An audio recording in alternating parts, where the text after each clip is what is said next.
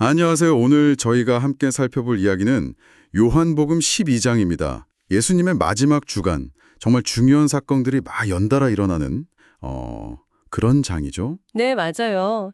베다니에서의 그 만찬부터 시작해서 예루살렘 입성, 또 예수님 자신의 죽음과 영광에 대한 깊은 가르침까지 정말 많은 내용이 담겨 있습니다. 그럼 그 핵심적인 순간들 하나씩 따라가 볼까요?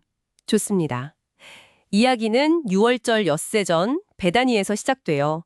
예수님이 다시 살리신 그 나사로의 집에서 잔치가 열렸는데요. 여기서 아주 인상 깊은 장면이 나오죠. 아, 그 마리아가 향유를 붓는 장면 말씀이시죠? 네, 나사로의 누이 마리아가 당시 기준으로 정말 어마어마하게 비싼 나드 향유 한 근을 가져오잖아요. 네, 노동자 1년치 품삯에 해당한다고 하니 와, 그걸 예수님 발에 붓고 심지어 자기 머리카락으로 그 발을 닦아드립니다. 온 집에 향유 냄새가 가득했다고 하죠. 그 시대의 여인이 그것도 머리카락으로 남성의 발을 닦는다는 건 정말 뭐랄까 파격적인 행동이었을 것 같아요. 그렇죠.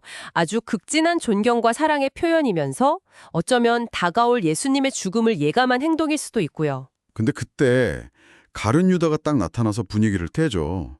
아니, 이 비싼 향유를 왜 그냥 낭비하냐. 팔아서 가난한 사람들 주지. 이렇게요. 겉으로 보기엔 그럴듯한 지적이지만 성경은 정확히 지적하죠. 가난한 사람들을 생각해서가 아니라 자기가 돈꾀를 맡고 있었는데 거기서 돈을 훔쳐가곤 했기 때문이라고요. 아, 그런 속내가 있었군요. 예수님 반응은 어떠셨나요? 예수님은 막지 않으세요. 오히려 가만두어라. 나의 장래할 나를 위하여 그것을 간직하게 하라고 말씀하시죠. 마리아의 행동이 단순한 감정 표현이 아니라 자신의 죽음과 연결된 깊은 의미가 있다고 보신 거네요. 네. 그리고 가난한 자들은 항상 너희와 함께 있겠지만 나는 항상 너희와 함께 있는 것이 아니다. 이 말씀도 하시고요. 그 말씀은 예수님과 함께할 시간이 이제 얼마 남지 않았다는 의미겠죠? 맞습니다. 일상적인 구제 활동도 물론 중요하지만 지금 이 순간 마리아의 헌신은 구속사적으로 아주 특별한 의미가 있다는 걸 강조하신 거예요. 우선순위랄까요? 참 놀라운 헌신인데 바로 뒤에 이어서는 분위기가 확 바뀌네요. 이번엔 대제사장들이 예수님뿐만 아니라 나사로까지 죽이려고 모의한다고요? 네, 나사로가 살아 돌아다니는 것 자체가 예수님의 능력을 보여주는 너무나 강력한 증거였으니까요. 아, 그의 부활을 보고 많은 사람들이 예수를 믿게 되니까 그 증거 자체를 없애버리려고 한 거군요. 그렇죠. 당시 종교 지도자들이 느꼈을 위기감, 또 예수님에 대한 적대감이 얼마나 커졌는지를 보여주는 대목입니다. 정말 상황이 긴박하게 돌아가네요. 그리고 다음 날 드디어 예수님이 예루살렘에 입성하시죠. 이때 분위기가 아주 뜨거웠다고요. 네, 엄청난 인파가 종려나무 가지를 들고 나와서 호산나, 찬송하리로다, 주의 이름으로 오시느니 곧 이스라엘의 왕이시여 하고 외치며 맞이합니다. 마치 개선장군을 맞이하는 듯한 모습인데 정작 예수님은 백마가 아니라 어린 나귀를 타고 오셨단 말이죠. 이건 좀 의외인데요. 바로 그게 핵심입니다. 구약 스가랴서에 보면 메시아가 겸손하게 어린 나귀를 타고 올 것이라고 예언되어 있거든요. 사람들은 로마의 압제에서 해방시켜줄 그런 정치적, 군사적 왕을 기대하면서 호산나, 우리를 구원하소서 외쳤지만 예수님은 의도적으로 평화와 겸손의 왕으로서의 모습을 보여주신 거죠. 아, 군중의 기대와는 다른 메시지를 던지신 거군요. 제자들도 처음엔 그 의미를 몰랐다고 하죠. 네, 나중에 예수님이 영광을 받으신 후에야 이게 다 예언된 말씀이었구나 깨달았다고 기록되어 있습니다. 반면에 바리새인들은 그 모습을 보면서 이것 봐라, 온 세상이 다 저 사람을 따라가는구나 하고 탄식하고요. 네, 자기들의 노력이 소용없다고 느끼는 거죠. 그런데 그때 마침 명절을 지키러 예루살렘에 왔던 헬라인, 그러니까 이방인 몇 명이 예수님을 좀 만나고 싶다고 찾아옵니다. 이 소식을 들으신 예수님 반응이 또 의미심장해요. 인자가 영광을 얻을 때가 왔도다 라고 선언하시면서 그 유명한 한 알의 밀알 비유를 드시죠. 맞습니다. 한 알의 밀이 땅에 떨어져 죽지 않으면 한 알 그대로 있지만 죽으면 많은 열매를 맺는다. 자신의 죽음이 끝이 아니라 오히려 더 풍성한 생명을 가져올 시작이라는 걸 말씀하시는 거예요. 십자가 고난을 통해 얻게 될 부활과 구원의 영광을 미리 보여주신 거죠. 그러면서 또 역설적인 진리를 말씀하시죠. 자기 생명을 사랑하는 사람은 잃을 것이고 이 세상에서 자기 생명을 미워하는 사람은 영생하도록 보존할 것이다. 세상 가치관과는 정말 다른 말씀인데요. 그렇죠. 십자가를 앞두고 예수님도 인간적인 고뇌를 느끼셨던 것 같아요.